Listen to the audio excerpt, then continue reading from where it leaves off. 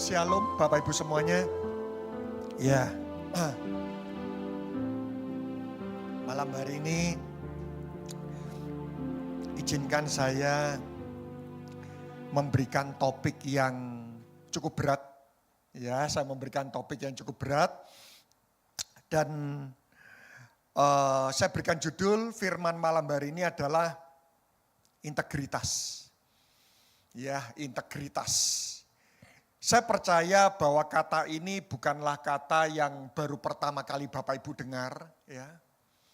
Dan hari-hari ini mencari orang yang berintegritas itu tidak mudah. Ya. Suatu ketika Warren Buffett, dia adalah investor terbaik di dunia, mengatakan salah satu kriteria dia dalam memilih karyawan itu 3 kriteria maksud saya. Dalam memilih karyawan itu adalah pertama, integritas personal. Yang kedua adalah kecerdasan, yang ketiga itu adalah antusias dalam bekerja. Tapi dia mengatakan kalau nomor 1 tidak punya, kalau seseorang tidak punya integritas, 2 dan 3 itu sudah bukan lagi menjadi sesuatu hal yang penting. Bahkan ada CEO sebuah perusahaan, dia mengatakan seperti ini. Pada waktu orang tidak berintegritas, maka dia adalah seorang kriminal. Ya. Integritas itu adalah sesuatu hal yang sangat sulit sekali untuk kita temukan hari ini. Nanti saya akan tunjukkan semua definisinya, dan kalau waktu mencukupi saya berdoa, saya berikan hikmat untuk betul-betul bisa menata semua dengan baik. Nanti saya akan tutup dengan 7 parameter integritas sehingga kita bisa mengevaluasi. Tetapi kenapa topik ini menjadi topik yang sangat penting untuk disampaikan dalam gereja Tuhan? Karena saya mengamati baik secara fakta di Alkitab maupun fakta dalam kehidupan ini Bapak Ibu. Saya herannya seperti ini.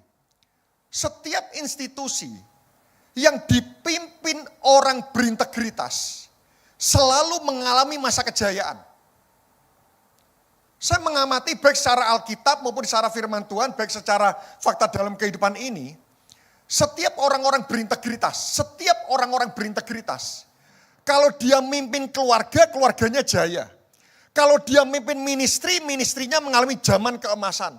Kalau dia memimpin pemerintahan, selalu pemerintahannya itu mengalami sebuah kenaikan standar yang sangat luar biasa. Saya coba mengamati, baik secara firman Tuhan maupun secara fakta dunia, ternyata semua institusi itu kalau dipimpin orang berintegritas selalu mengalami masa keemasan. Saya beri contoh, Yusuf. Apakah Yusuf berintegritas Bapak Ibu? Apa buktinya Yusuf berintegritas? Dia waktu digoda Potifar, tidak ada orang loh kecuali Potifar. Dia mengatakan bahwa aku tidak mau melakukan dosa di hadapan Tuhan. Bukankah salah satu tolak ukur integritas itu adalah apa yang kita lakukan itu bukan tergantung manusia yang melihat tapi Tuhan yang melihat? Daniel, wow, Daniel sangat berintegritas. Yusuf mimpin Mesir, jaya. Daniel, itu kalau presidennya diganti 4 kali, wakilnya tetap. Berarti yang hebat itu presidennya atau wakilnya? Daniel ini wakilnya, ya, rajanya diganti 4 kali. Perdana menterinya tetap Daniel. Itu berarti Daniel itu lebih hebat daripada rajanya. Dan apakah Daniel berintegritas? Wow, iya. Dia konsisten. Dia tetap ibadah 3 kali sehari. Meskipun dihadapkan dengan penderitaan, aniaya maupun nyawa. Salah satu ciri orang berintegritas, dia tetap konsisten melakukan sesuatu. Meskipun diperhadapkan dengan keadaan sesulit apapun. Daniel mimpin jaya. Daud. Apakah Daud berintegritas? Nah, rumit kita mengatakan Daud. Ya. Kita mengatakan berintegritas dia selingkuh. Tapi kalau kita mengatakan Daud tidak berintegritas, jelas nanti saya akan tunjukkan ayatnya. Ternyata Tuhan memuji Daud akan integritasnya. Ya. Kita lihat fakta dunia. Waktu Ahok memimpin Jakarta, apakah Ahok berintegritas? Oh iya.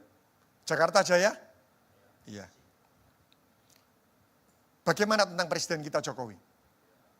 Saya tidak tahu ya, saya tidak mengikuti tentang setahun terakhir ini. Tapi yang saya tahu selama 9 tahun pemerintahan Jokowi, Presiden kita sangat berintegritas. Bahkan saya ingat pada waktu tahun ketiga pemerintahan Presiden Jokowi, sekolah kami masih berumur jagung, sekolah kami di NTT itu masih usianya 2 tahun, tiba-tiba ada salah satu perwakilan Presiden Jokowi itu yang datang, ke sekolah kami, mereka mengatakan bahwa dari seluruh sekolah di NTT, itu dipilih 2 sekolah yang menerima bantuan dari Presiden Jokowi. Puji Tuhan, salah satunya sekolah kami. Dan pada waktu itu kami tanya sama Menteri Olahraga, kalau tidak salah waktu itu yang diutus, kenapa Presiden Jokowi kok memilih sekolah kami dalam menerima hadiah, padahal masih banyak sekolah-sekolah lain yang lebih membutuhkan dan berkualitas. Dia mengatakan seperti ini, karena kami mendengar, sekolah Anda adalah salah satu sekolah yang sangat clean di areal masalah keuangan. Ya, ternyata Presiden Jokowi sangat serius dengan yang namanya integritas. Dan apakah Indonesia dipimpin Presiden Jokowi mengalami masa kejayaan? Oh iya, saya ngamati Bapak Ibu. Ternyata kenapa integritas hari-hari dicari orang? Bukan cuma dicari orang, tapi dicari Tuhan. Karena semua institusi yang dipimpin orang berintegritas itu selalu jaya. Jadi kalau keluarga, suaminya berintegritas, keluarga itu jaya. Jadi kalau gereja dipimpin orang berintegritas, gereja itu selalu mengalami masa kemasan. Pemerintahan politik dipimpin orang berintegritas, selalu mengalami masa kemasan. Berarti hari ini kalau kita berdoa, kita mencari pemimpin, carilah pemimpin yang berintegritas. Karena Tuhan janji, kalau ada satu orang berintegritas, dia memimpin sesuatu. Saya yakin Tuhan berjanji, Tuhan akan memberikan kejayaan masa kepemimpinannya. Apa itu definisi integritas? Ya, ada begitu banyak definisi integritas, tapi dari semua definisi yang ada, saya coba cari apa yang menjadi intisarinya. Integritas itu seperti ini. Sinkronisasi atau keselarasan antara sikap hati, pikiran, dan perbuatan. Jadi integritas itu sinkron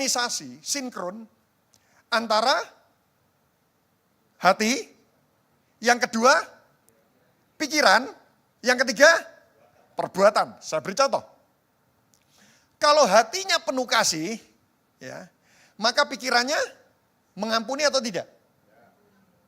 Perbuatannya menerima orang menyakiti kita dengan radikal. Berarti kalau seseorang mengatakan hatinya penuh kasih, ya, lalu dia menolak orang yang pernah menyakiti dia, tidak berintegritas. Kalau hatinya bilang cinta istri, pikirannya tidak boleh mikir wanita lain. Ini para ibu-ibu mantuk-mantuk, Bapak. Saya tahu itu tidak mudah buat pria.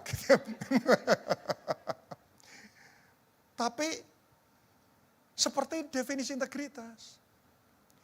Kita bisa mengatakan loh, aku sayang kamu, tapi mikir wanita lain. Bisa atau tidak? Bisa. Bisa. Mulutnya mengatakan aku mencintai istri, tapi pikirannya mikir wanita lain. Tidak berintegritas. Integritas itu gini. Hati, pikiran, perbuatan sama. Berarti kalau hatinya bilang sayang istri, pikirannya harus dilatih tidak boleh mikir wanita lain. Tidak ada amin. Berat kelihatannya. Berarti kalau perbuatannya tidak mengizinkan wanita terlalu mendekat dalam kehidupan dia dong. Pergi ke kantor, Pak, saya ini harus menolong. Ya. Perjalanan ke kantor 1 jam, ya, kita jemput teman kantor wanita, PP 2 jam, 2 jam tiap hari. Itu kalau 1 bulan berapa jam? Itu paginya, malamnya tengkar sama istri, terus di mobil cerita. Kemarin aku ini seperti ini loh, konflik. Loh kalau aku, enggak mungkin seperti itu. Loh saudara. Ya. Sudah kadang-kadang ada perbuatan-perbuatan baik yang tidak perlu kita lakukan kalau itu menjerumuskan kehidupan kita. Sekali lagi, tidak semua perbuatan baik itu harus kita lakukan. Ada perbuatan-perbuatan baik yang tidak perlu kita lakukan.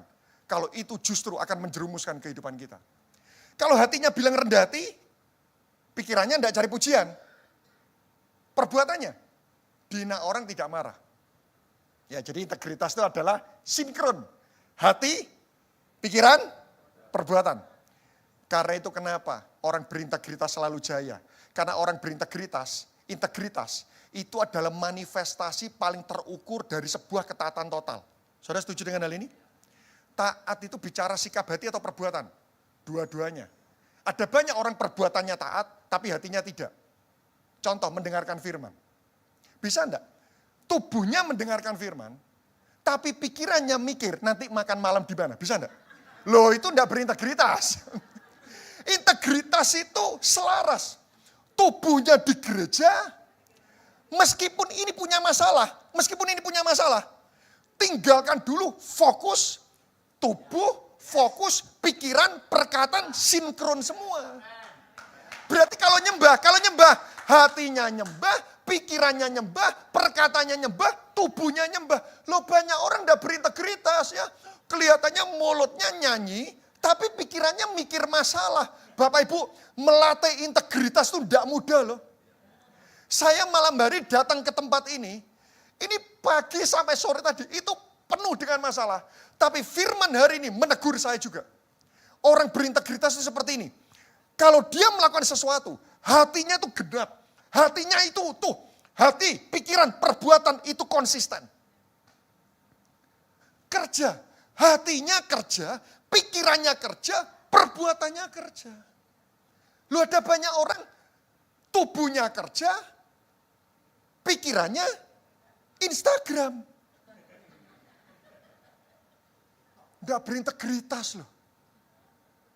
Wow, integritas itu enggak gampang. Sinkron. Hati, pikiran, perbuatan sinkron. Mazmur 78 ayat 70.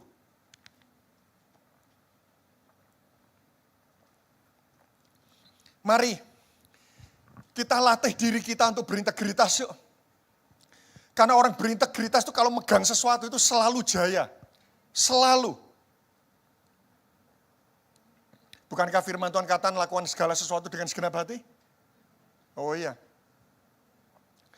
Mazmur 78 ayat 70. Ya. Kenapa Tuhan itu sayang sama Daud? Mazmur 78 ayat 70. Dipilihnya Daud. Siapa yang milih Daud? Tuhan. Ya. Kalau Tuhan milih berarti berkualitas. Manusia milih tidak ngerti isi hati. Tapi kalau Tuhan milih pasti berkualitas. Dipilihnya Daud, hambanya. Diambilnya dia dari antara kandang-kandang kambing domba. Lihat, orang berintegritas itu tidak peduli asalnya dari mana. Tuhan akan angkat mereka semuanya. Nanti saya tunjukkan kenapa Tuhan mengangkat orang-orang berintegritas. Dipilihnya Daud, hambanya, diambilnya dari antara kandang-kandang kambing domba, 71. Dari tempat domba-domba yang menyusui, didatangkannya dia. Tuhan mendatangkan Daud. Untuk apa Tuhan mendatangkan Daud? Itu pasti bukan untuk perkara remeh. Untuk apa Bapak Ibu? Menggembalakan Yakub, umatnya, dan Israel miliknya sendiri. Itu Israel, itu umat kesayangan Tuhan, betul. Berarti kalau Tuhan milih pemimpin, itu pemimpin yang betul-betul rekomendasi sesuai dengan kriteria Tuhan. Ingin jadi pemimpin kriterianya Tuhan? Kita lihat apa kriteria Daud, kenapa Daud dipilih oleh Tuhan. 72, perhatikan. Ini kriteria pemimpin yang terpenting itu ini. Ada banyak kriteria pemimpin, ada banyak. Tapi tolong kehilangan dua ini. Susah jadi pemimpin maksimal. 72, ia menggembalakan mereka, ia di sini adalah Daud. Daud menggembalakan mereka dengan apa Bapak Ibu? Ini bahasa Indonesianya tulus. Di versi King James dikatakan integritas hatinya. Dan menuntun mereka dengan sama-sama katakan kecakapan. Sama-sama katakan kecakapan. Ternyata pemimpin yang dicari Tuhan itu dua ini. Pertama berintegritas, yang kedua terlatih. Saya berintegritas tapi tidak terlatih. Orang kagumi pribadi saya, tapi hina hasil pekerjaan saya. Tapi kalau saya terlatih, saya punya kemampuan, saya punya kecakapan, tapi tidak berintegritas. Orang puji kualitas kerja saya, tapi dia akan hina pribadi saya. Ternyata pemimpin yang dicari Tuhan itu seperti ini. Pertama berintegritas, yang kedua terlatih. Hilang satu, ada satu sisi dari kehidupan kita akan mengalami penghinaan. Ya, kalau kita jadi pemimpin yang dipilih Tuhan, salah dua ini. Yang pertama apa? Integritas. Integritas. Yang kedua, kecakapan. Yakobus 1 ayat 8.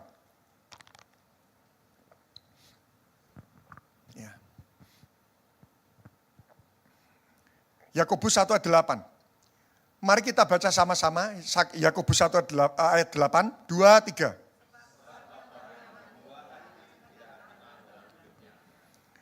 Ternyata Alkitab bilang kita itu bisa mendua hati loh. Tadi kan saya mengatakan, integritas itu sinkronisasi apa Bapak Ibu? Pertama, hati. Kedua, ketiga. Nah, ternyata dalam kehidupan ini orang itu bisa mendua hati. Apa itu contoh-contoh orang mendua hati? Kelihatannya jujur tapi bohong. Jujur Pak, tapi bohong. Saat dipuji, katakan, oh itu semua dari Tuhan. Ya. Tapi saat tidak dipuji marah. Wah, pelayananmu hebat. Wah, itu semua dari Tuhan. Tapi kalau tidak dipuji marah. Itu mendua hati. Kalau kita meyakini bahwa semua dari Tuhan, harusnya waktu kita tidak dipuji, kita tidak pernah marah sedikit pun. Sejenak cinta Tuhan, sejenak cinta uang. Wah, itu mendua hati loh. Satu sisi kita cinta Tuhan, tapi satu sisi kita cinta uang. Kira-kira bagaimana dengan Daud? Apakah Daud mencintai posisi dan kekayaannya melebihi Tuhan? Apakah Daud mencintai posisi dan kekayaannya melebihi Tuhan? Oh enggak. Daud mengatakan, Tuhan semua boleh kau ambil. Asalkan jangan kau ambil rohmu daripadaku. Daud itu hatinya utuh. Pak, tapi dia pernah selingkuh. Iya, tapi akhirnya dengan radikal dia mengakui dosanya di hadapan banyak orang. Bahkan saat ini, kita itu tidak tahu Daud itu ajalnya bagaimana. Tapi kita tahu semua dosanya Daud. Ya. Perkataannya cinta istri, tapi kepengen dekat dengan wanita lain. Nah, ya itu mendua hati. Ya. Pura-pura baik tapi menyimpan maksud jahat. Wah, ya bisa duduk bersama di gereja, tapi pulang gosipin dia. Itu mendua hati.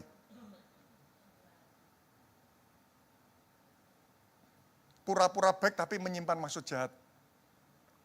Berarti harusnya gini, kalau kita itu senyum, mulutnya senyum, hatinya senyum, pikirannya senyum, perbuatannya senyum. Banyak orang mulutnya senyum, tapi hatinya dongkol. Tidak berintegritas. Ya.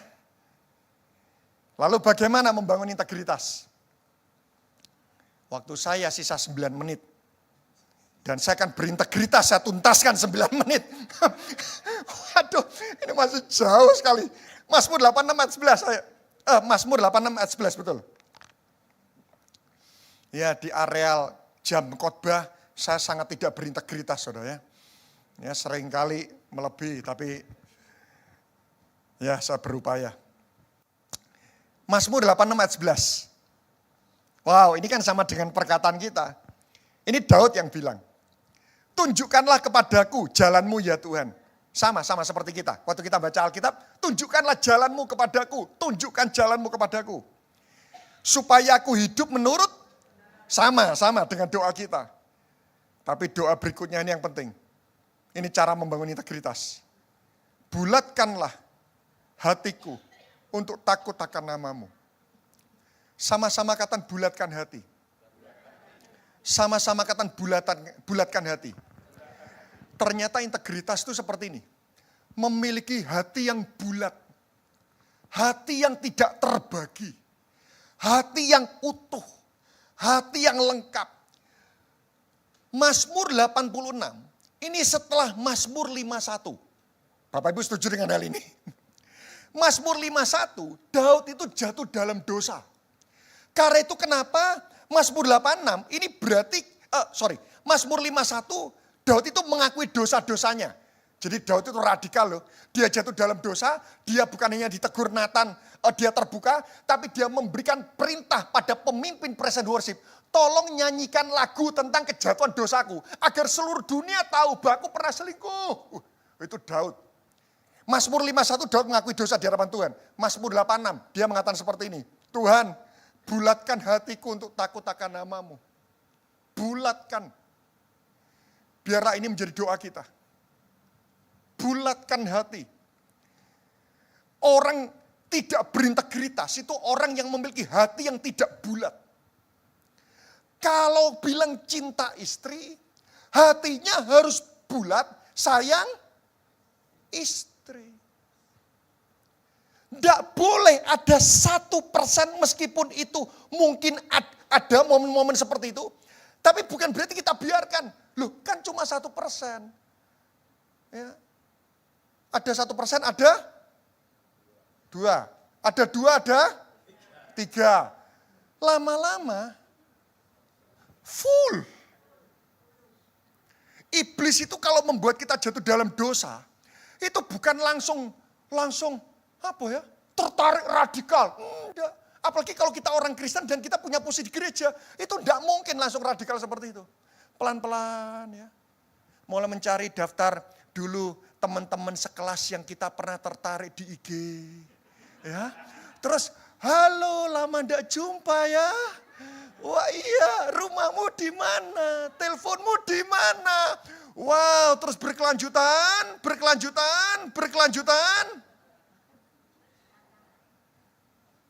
Bapak Ibu, daging ini rentan. Apalagi kita tidak bisa menjamin loh, rumah tangga kita itu selalu rangkulan setiap hari. Kalau lagi konflik, terus kita sudah membangun hubungan yang lama dengan seorang, tiba-tiba aku kok 3 bulan ini susah curhat sama istriku ya. Kok aku ini lebih aman dan merasa damai sejahtera kalau aku ini cerita sama kamu. Hati-hati. Integritas itu hatinya bulat. Dan itu tidak gampang. Tidak gampang. Firman hari ini juga mengingatkan saya loh, hati itu bulat. Tidak boleh ada sedikit tolak. Bulat. Di rumah mesra sama istri, di luar mesra sama orang lain. Nah ya, di rumah waduh gandengan tangan ya. Waktu di kantor tidak ada istri, mesra. Itu artinya tidak bulat. Sudah. Jangan lakukan perbuatan-perbuatan baik dan menggunakan alasan kita berbuat baik. Kalau itu akhirnya bisa menjerumuskan kita. Ya. Jika ada pimpinan bekerja. Jika tidak ada bermalas-malasan. Jika ada diaken di sampingnya konsentrasi dengarkan firman. Tapi kalau tidak ada diaken IG terus. Nah, ya. Di gereja jujur. Di kantor sungkan jujur. Itu artinya tidak bulat. Kalau di gereja jujur, di kantor suruh berbohong, tidak bisa Pak. Bulat, utuh. Bos saya adalah orang yang memelihara saya nomor 2. Yang memelihara saya nomor 1 itu adalah Tuhan. Bulat. Memaafkan sekelompok orang, tapi membenci seseorang. Oh, itu hatinya tidak bulat, Kalau hatinya bulat itu gini, memaafkan sekelompok orang, dan tetap membenci orang yang menyakiti kita dong. Wow, bulat. Jika ada polisi taat hukum. Kalau tidak ada. Ya, lampu merah jam 12 malam kok seolah-olah tidak ada polisi ya. Saya berikan 1 poin lagi ya. Mengapa integritas itu penting? Saya berikan 1 poin.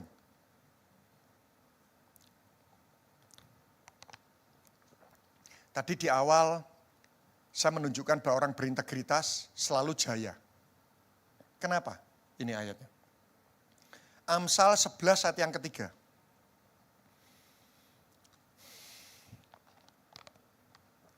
Wow. Amsal 11 ayat yang ketiga. Orang yang jujur dipimpin oleh ini salah lagi ya terjemahannya. Yang tepat di versi King James, apakah ada versi King James? Ada enggak? Kalau enggak ada versi King James, versi Basa Jawa enggak apa-apa. Enggak ada ya, oke. Oh ada ya. Lihat, the integrity of the upright shall guide them. Integritas dari orang jujur menuntun mereka. Sama-sama kata integritas. Sama-sama kata menuntun. Wow, integritas itu ternyata punya kuasa menuntun. Contoh misal seperti ini. Namanya menuntun. Kadang dalam hidup ini saya tidak tahu ada begitu banyak pilihan-pilihan yang di depan saya dan saya tidak tahu mana yang benar atau mana yang salah. Bahkan saya tidak tahu dalam melangkahkan kehidupan saya itu di depan itu ada celaka atau tidak. Saya ini tidak tahu. Saya ini tidak tahu betul-betul. Tetapi integritas hebatnya gini. Pada waktu saya melangkah, saya betul-betul taat total kepada Tuhan. Saya betul memberikan hidup saya total kepada Tuhan. Orang integritas seperti, dia melangkah. Saya tidak tahu di depan ada bahaya atau tidak. Di depan ada lubang. Tiba-tiba waktu kaki kanan saya itu melangkah, mau ke depan, tiba-tiba dibelokkan oleh Tuhan. Set. Dan waktu saya melangkah lagi, saya kaget. Loh, kok bisa belok? Iya, yang belokkan Tuhan. Menuntun, sama-sama kata menuntun. Karena orang berintegritas, bukankah itu adalah orang yang taat total kepada Tuhan? Itu sama seperti anak yang buta, dia tidak tahu di depannya ada bahaya atau tidak, tapi dia bilang gini, "Pa, pegang tanganku, aku akan nurut papa." Dan papanya lihat anak ini percaya total. Kalau saya dipegang sama seseorang yang betul saya percaya dan dia mencintai saya, sudah saya tenang aja, saya tinggal melangkah aja. Di depan ada jurang, tiba-tiba papa saya akan belokkan. Seperti itulah integritas. Seperti itulah Tuhan. Tuhan itu tidak tega. Ada orang yang taat total kepada dia, tiba-tiba mengambil langkah yang salah, dan membuat dia celaka dalam ketidaktahuan dia. Tuhan tidak rela. Menuntun itu seperti ini. Menuntun itu seperti ini. Memastikan kita selalu berada pada langkah yang benar. Kalau ada celaka di depan, itu dibelokkan. Jadi itu sama seperti saya setir mobil. Saya gas mobil. Saya tidak tahu di depan ada bahaya atau tidak. Tuhan tahu, tiba-tiba setir saya itu dibanting. Dan waktu saya berbelok, saya kaget. Loh, kenapa setir saya berbelok? Saya keluar dan saya melihat di depan ada jurang. Kenapa? Tuhan menuntun orang berintegritas. Integritas orang jujur itu menuntun mereka. Ada yang di sini pengen hoki, pernah hoki? Siapa di sini pernah hoki? Siapa? Oh, wajahnya apes semua. Apes semua. Makanya berintegritas gitu kan. Loh, orang kita itu kepengen hoki. Orang dunia itu pernah ngalami hoki, tapi hokinya tidak konsisten. Senin hoki, Selasa apes, Rebo terpuruk, Kamis delosor, Jumat terjerembab, Sabtu hoki lagi, Minggu terperosok lagi, Senin tertipu lagi. Hokinya orang dunia tidak konsisten. Tapi buat orang berintegritas, hokinya konsisten. Senin hoki, Selasa hoki, Rebo hoki, Kamis hoki, Jumat sampai Minggu hoki, Senin depan hoki lagi. Kenapa terus konsisten? Karena Tuhan yang nuntun. Anda pernah bingung ngambil keputusan? Pernah bingung? Integritas adalah persiapan hidup di masa membingungkan. Saya percaya Presiden Jokowi itu ada saat-saat di mana dia bingung. Mana yang harus dipilih. Tapi tiba-tiba nih, mengambil langkah dalam ketidaktahuan, tiba-tiba benar. Bukankah itu luar biasa? Mengambil keputusan dalam ketidaktahuan, tiba-tiba benar, padahal mengambil keputusan itu dalam unsur ketidaksengajaan. Integritas itu punya kuasa menuntun. Karena itu kenapa orang berintegritas selalu jaya hidupnya, karena Tuhan yang nuntun. Kadang-kadang kita ini tanda tangan kontrak sama seseorang, ya kita ini tidak tahu. Apalagi kalau jawatan nabinya itu paling bawah. Kita itu kadang tidak bisa mendengar suara Tuhan secara jelas. Kadang kita ini bingung, dan kadang daging kita itu, Tuhan, ini omset, dan anakku saat ini butuh makanan. Tapi Tuhan itu melihat seperti ini, engkau taat total kepadaku. Dan saat ini mungkin aku sudah berbicara dengan banyak hal, tapi engkau tidak yakin. Tapi waktu kita tanda tangan kontrak sama orang yang mau menipu kita, tiba-tiba gini, bannya dibuat bocor, perut kita tiba-tiba mules, tiba-tiba hujan, banjir, akhirnya pertemuan dibatalkan, kita nyesel. Tuhan, kenapa kok pertemuan hari ini batal ya? Tapi beberapa hari kemudian kita diberitahu teman, kamu kemarin kerja sama-sama itu? Tidak loh, untung dia penipu. Dan waktu itu kita mengatakan, terima kasih Tuhan. Kenapa itu semua terjadi? Karena Tuhan yang nuntun. Kalau mau beri tepuk tangan, jangan tidak berintegritas. Karena ini untuk Tuhan. Ya, sudah. Sebelum saya tutup, saya kasih sebuah statement. Integritas itu memastikan kita selalu berada pada tempat-tempat penuh dengan berkat.